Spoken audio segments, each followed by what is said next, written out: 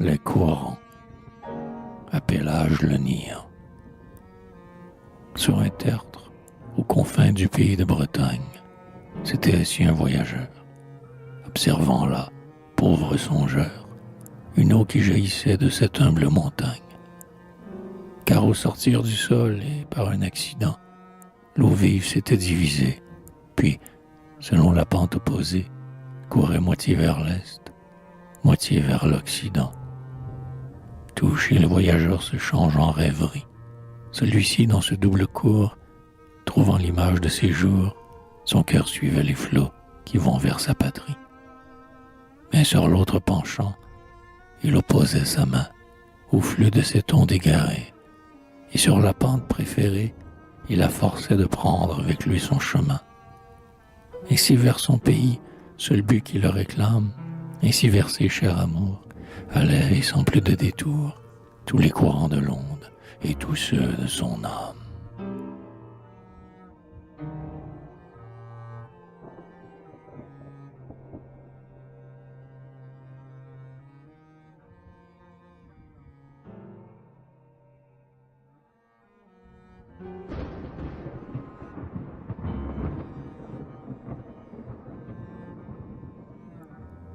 À la fontaine féerique de Barenton.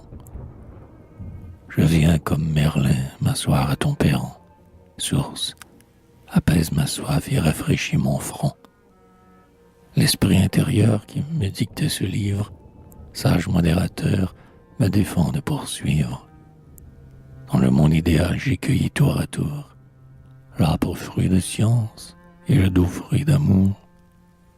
M'élevant sans orgueil vers le souverain maître, sur lui, l'être complet, j'ai modelé mon être. Dans cette triple unité, lui constamment égal, l'homme cherchant toujours l'accord primordial.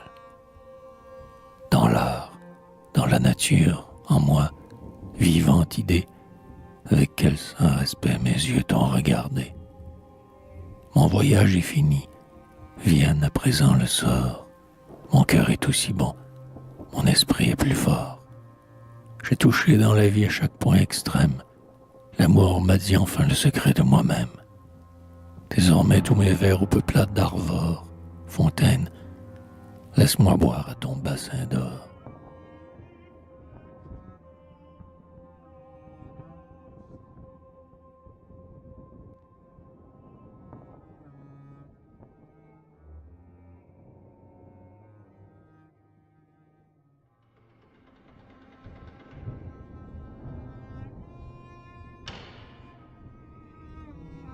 Le catéchisme. Vos habits sont poudreux, votre front est noirci, ancien clerc d'Arzano, d'où venez-vous ainsi? D'un pays lointain, jeune femme, où l'étude attirait mon âme. Et qu'apprend-on si loin? Mais la cloche a sonné. Entrons au catéchisme avec mon fils aîné. À 12 ans, nature soumise, j'avais ma place dans cette église.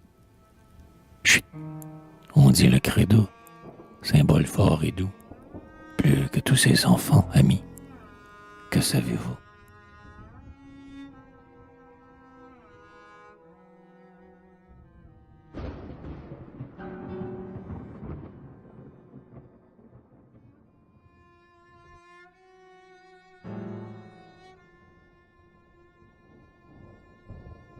Le jardin. À Tom Frater, d'Édimbourg. Devant un frais jardin, sur la porte entr'ouverte, une vieille disait, en suivant son chemin, « Les beaux fruits que voilà sous la tonnelle verte, que je voudrais sentir la fleur de ce jasmin. » Je connais un jardin, hélas, un jardin sombre, où, quand j'arriverai, le maître m'ouvrira. Pour reposer mes os, j'aurai ma place à l'ombre. Peut-être à mes côtés, un riche dormira. Or, un sage lisait, assis dans sa tonnelle. Mère, pourquoi rester dehors à la chaleur? Entrez dans mon jardin, le maître vous appelle. Vous mangerez un fruit, vous prendrez une fleur.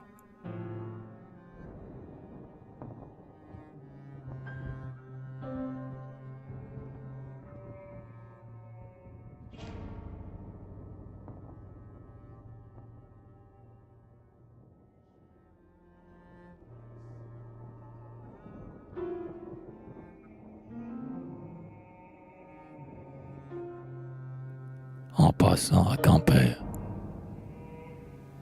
à mon ami J. Béliard. Le double flot coulait, sonore et clair, au confluent de l'Odet et du Ster. Comme un géant hurlant dans les vallées, la cathédrale envoyait ses volets. Et Corentin et leur roi Gralon mort, sur les deux tours semblaient régner encore.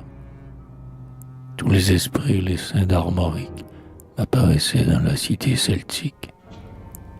Jean Lafontaine, alors je t'arrachai un noir feuillet de malice entaché.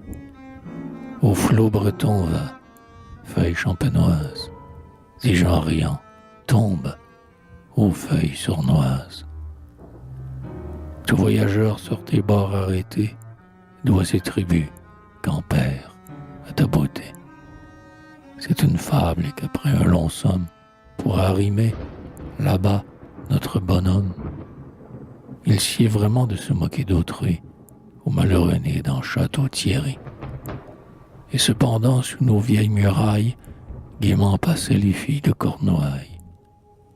Et laboureurs avec leurs longs cheveux portaient la braie ainsi que l'oreille. Tout verdissait sur la haute montagne, tout se mêlait, la ville et la campagne. Le double flot coulait sonore et clair, au confluent de l'Odet et du Ster.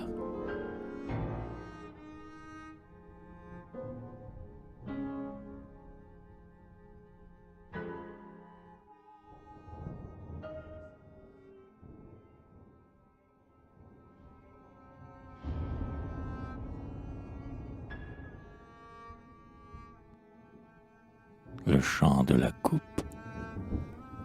Dans ma chaumière, un soir, près d'un grand feu de lande, je rêvais. Des amis faisaient cercle, et voilà que, soulevant ma tasse, un des chefs de la bande, ici, pour dissiper mes rêves, me parla. Aime ton humble coupe, et le de buis, qu'importe, le buis solide et dur de scier, chanteur breton. Et sur le pied d'étain qui l'orne et la supporte, dans un double idiome, on peut lire ton nom. Vois, de l'encorne appuyée dans le coupe celtique, toi-même la creusa de tes pieuses mains, évoquant les esprits d'Armorique, depuis près de 1000 ans couchés sous les dolmens. Tous se sont réveillés, mélodieuses troupes, ils sont venus à toi comme des échansons. Et voici qu'enivrés aux vapeurs de ta coupe, sur les bords de Cornouailles, ils versent tes chansons. Ils nous versent l'amour des coutumes rustiques, le bonheur d'aller fier sous d'immenses cheveux, d'avoir un parler pur entre les plus antiques, qu'il faut transmettre pur à nos derniers neveux. Oui, tes chants ont dit vrai, les bruyères sont belles, nos yeux s'ouvrent plus grands aux aspects du pays. Plus fervents nous prions sur le sol des chapelles. Nous allons plus joyeux sous l'ombre des taillis. Ô poète rustique, ô poète sincère, sois heureux de ta coupe érudit en tout lieu. Ce vers qui soutiendra souvent notre misère. Aimons notre pays et surtout aimons Dieu. Et puis, il t'en souvient si, bravant ton étoile, tu l'emplissais de vin rafraîchi dans l'ailée. Une vierge était là plus blanche que son voile, et cette belle enfant te disait consolée. Aime ton humble coupe, et de vin ou de cidre, remplis-la jusqu'au bord pour noyer tes douleurs. Si les flots fermentent et laissent surnager l'hydre, alors, les yeux au ciel, bois ton fiel et tes pleurs. Et moi je répondis, tes discours, ô Jérôme, sont un miel savoureux qui pénètre le cœur. En creusant tes sillons, si tu chantes, jeune homme, tes grands bœufs fatigués reprennent leur vigueur.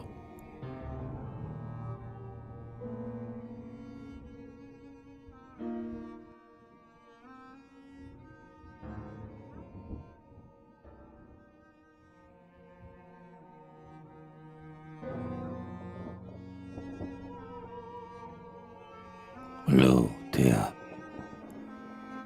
dans les vallons, sur les montagnes, j'irai, suivant partout les rives du Létah, et les tristesses, mes compagnes, s'adouciront dans ces campagnes.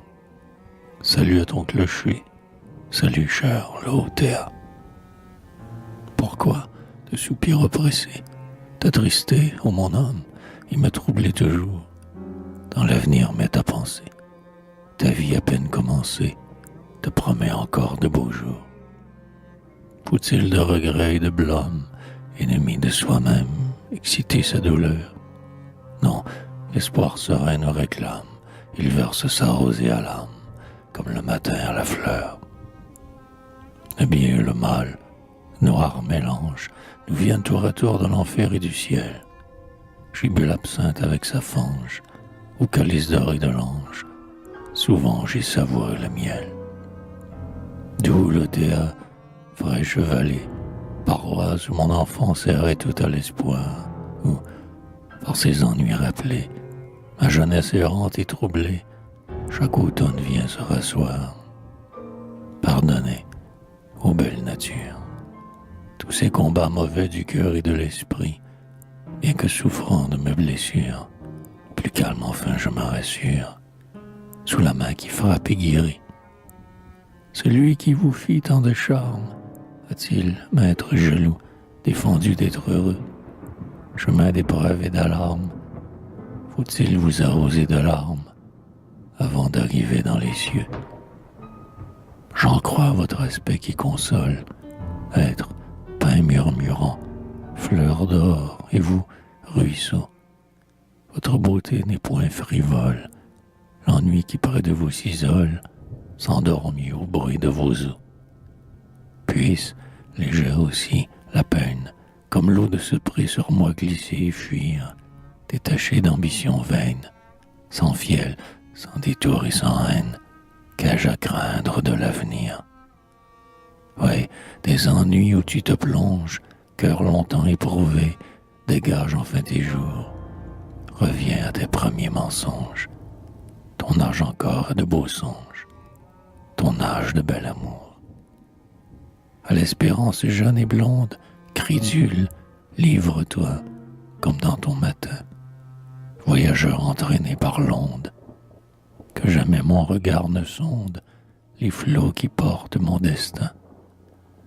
Vivons de la vie idéale, vivons de la nature et du charme des vers, heureux du chant de la cigale, du parfum que la lande exhale, qui descend des taillis verts. Respire donc, âme oppressée, et fais part au bon cœur de tes apaisements. Sur notre époque abaissée, quand tout déprime la pensée, toi, relève les sentiments. Vous avez trouvé dans l'étude le calme intérieur que me versent les bois. Tout à notre chère habitude. Oh, laissons en accord nos pensées et nos voix, doux amis de la solitude.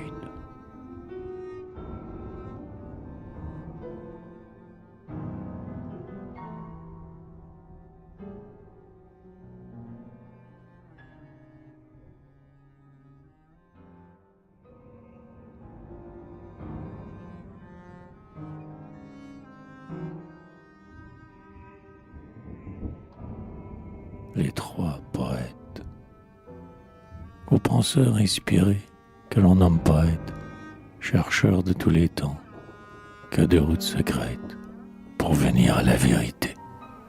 Nature, esprit, raison, que n'avez-vous tenté, ô belle âme inquiète? Absorbé dans le tout, il l'appelait son Dieu, force invisible et terre ou feu, ce qui donne son âme à la nature entière, l'animait.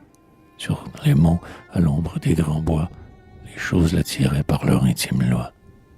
Il parlait au torrent, il comprenait la pierre, et son art composait de 6 milliers de voix, un hymne où se mêlaient l'esprit et la matière. Masse sans cercle et sans milieu, le grand tout l'absorbait, lui il appelait son Dieu.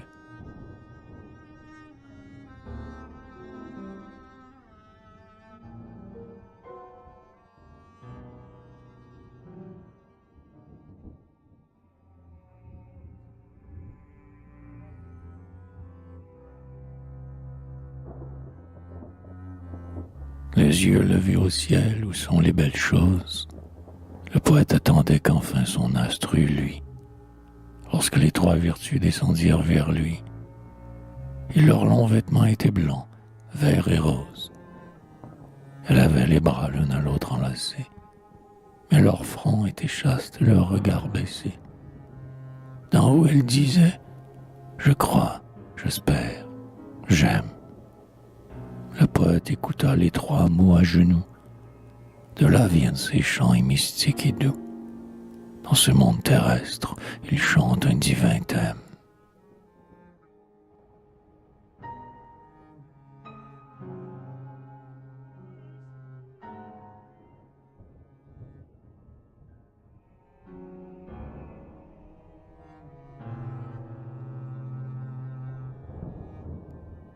Il a voulu, le barde, et par un libre effort, son cœur et son esprit, ses sens, tout est d'accord.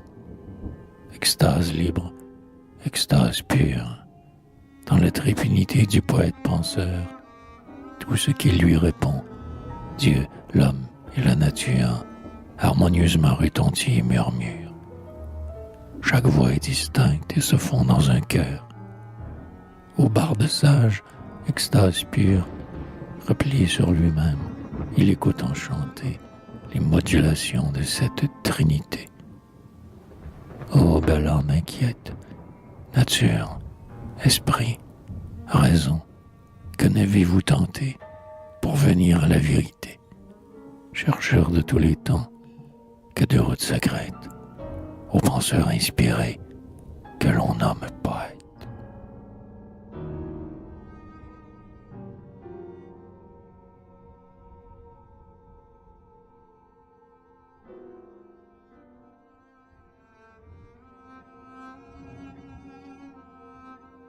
La chanson de l'ermite. En Cornouailles. La chaumière où seul j'habite est petite, mais elle est près d'un étang et d'un bois jeune et flottant qui l'abrite. Dès le matin, sous mon chaume, tout embaume, mes deux volets sont ouverts, du chanvre et des genêts verts, quel arôme!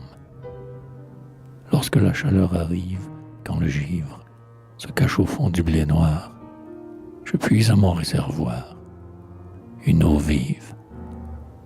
Enfin la fraîcheur retombe, la colombe recoule sur ma maison. Moi, j'entonne une oraison, le jour tombe.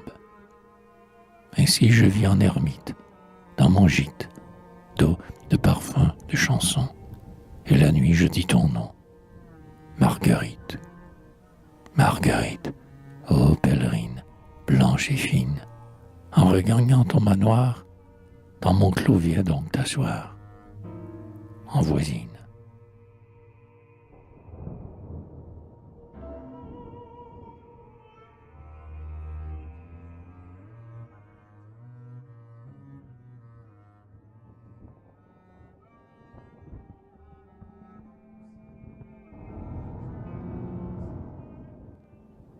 Le lézard, campagnard, je me mêle à tous vos jeux rustiques, amusé des chansons, m'exaltant aux cantiques. Voici comme jasait hier de joyeux gars, et le feu de son cœur brillait dans ses regards.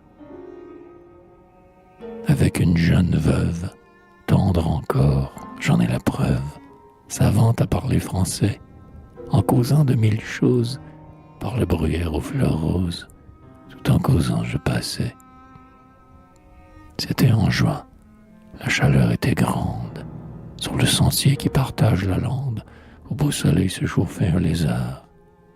Et dans ses tours, ses détours, le folâtre faisait briller son dos lisse et verdâtre, et secouait la fourche de son dard.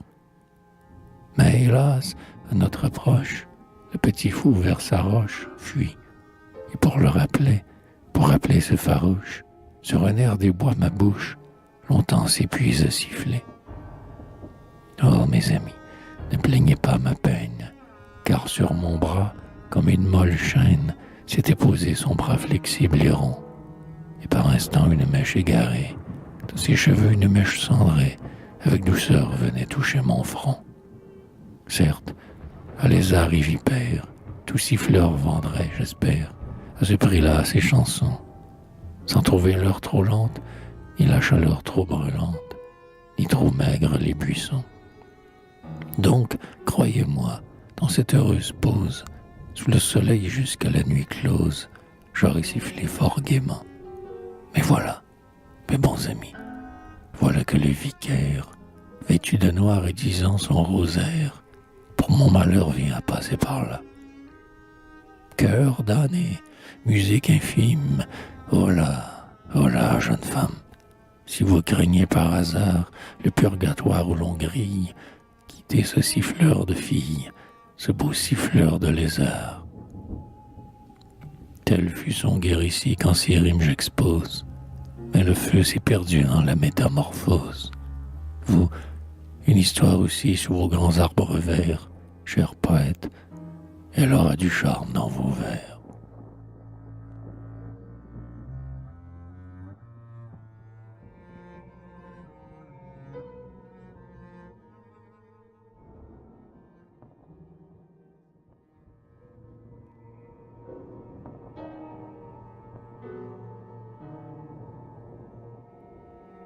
Note.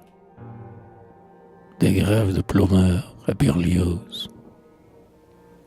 L'océan bruissait immense sur les grèves, joyeuse, une maison j'en effleurais le bord. Ô maître, ta musique éclata dans mes rêves, du grand et du léger doux et sublime accord. Pour la tombe d'un père, c'était un diamant, la perle la plus rare, se dissout dans l'acier défini lentement. L'acier lance en éclat le marbre de Carrare. Rien n'entamait son cœur, c'était un diamant. Au Carmel, pour un ami. Dans tous les noirs sentiers, les détours de la vie, gardez ce front ouvert où brille votre cœur. Heureuse l'âme franche à qui l'âme se fie, celui qui marche droit de tout piège est vainqueur.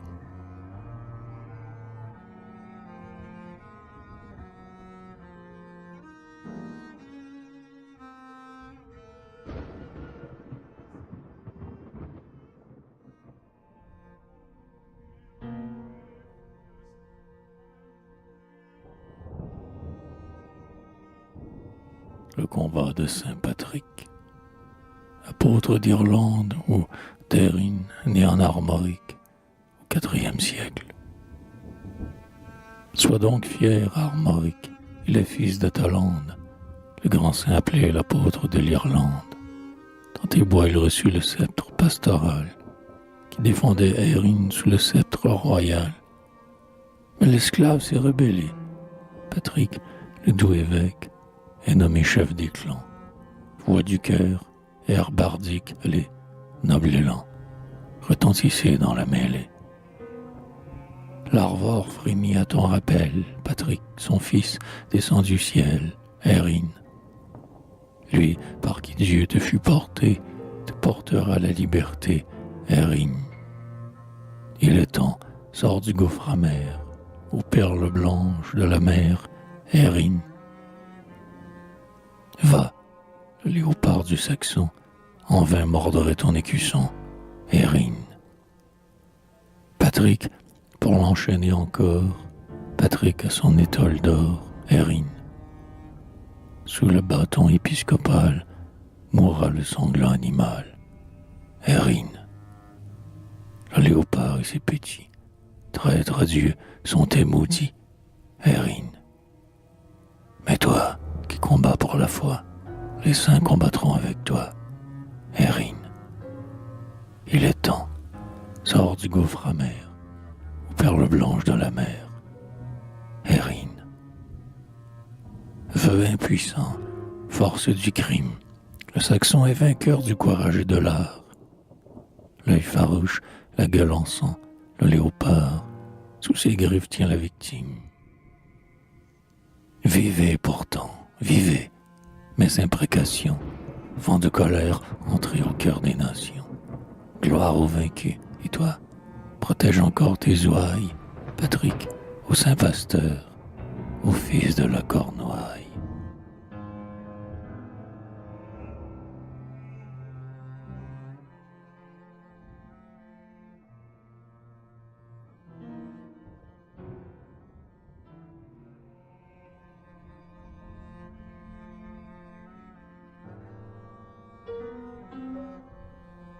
L'idéal. À mon frère Edmond, en Amérique. Tous le voyaient en rêve aux terres atlantiques, et, malgré les bois et les serpents ailés, chercheurs d'Eldorado, les voilà tous allés au pays lointain des caciques. Là, sur un lit d'onyx et de saphir, il dort, le vieillard idéal couvert de poudre d'or. Au pays lointain des caciques, heureux, nouveau Jason, ceux-là qui sont allés. Qu'importe les bois et les serpents ailés, si l'on suit son beau rêve aux terres atlantiques. Fantôme du bonheur, son ombre, son reflet, que vous attirez l'âme humaine. Ah, s'il est un bonheur pur, durable, complet, ange, emportez-nous vers son riche domaine. Dieu sur tout l'univers refléta sa beauté. Notre âme par instinct cherche la belle image, et, croyant la saisir, frémit de volupté. Ô mer, cieux étoilés, vallons pleins de ramages, où l'homme bien souvent poursuit son idéal, jusqu'aux divins auteurs transmettez cet hommage. Heureux les cœurs saisis d'un amour virginal, l'un dans l'autre absorbés comme en leur bien suprême. Enfin, murmure-t-il, j'ai l'être sans égal, c'est que l'objet aimé nous semble Dieu lui-même. Fantôme de l'amour, son ombre, son reflet, que vous entraînez l'âme humaine, ange, emportez-nous vers le brûlant domaine, où rayonne l'amour pur, durable, complet. Des âmes ont trouvé des ailes pour voler avant l'heure aux choses éternelles. Elles ont vu l'amour, dissipant tout brouillard, fervent, leur déroulait ses plaines infinies. Et enfin, elles ont vu le mystique vieillard, au sein Eldorado, roi des sphères bénies, après ta grande voix, que sont nos harmonies. Nos rubis sont les feux de ton ardent regard, pour voler avant l'heure aux choses éternelles. Des âmes ont trouvé des ailes.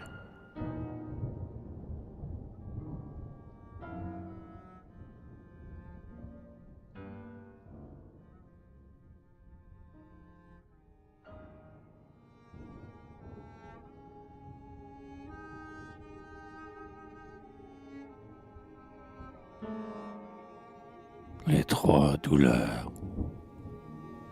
Dans son jardin, il prit 3 fleurs, puis, en versant 3 fois des pleurs, il me parla des 3 douleurs.